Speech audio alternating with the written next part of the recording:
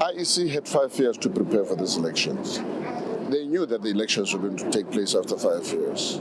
So they can't say they had 42 days because all along they were preparing, since the last elections, they were preparing for this election.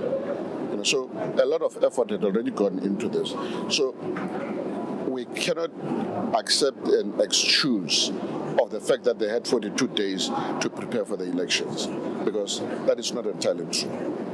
These elections have been very interesting. They've been very, very interesting because this is the lowest voter turnout in the history of our democracy.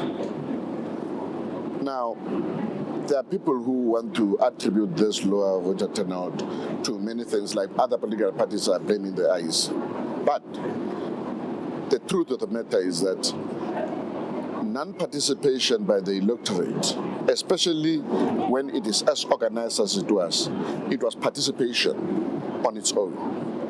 The electorate were telling public representatives that they can no longer accept their excuses for non-delivery of services, that they have come now to a realization that engagement through formal structures does not actually yield the desired results, and therefore that they will engage public representatives using informal methods through pressure, through the kind of the protests that we have had, to the extent that we even had to get the army to come and protect the elections.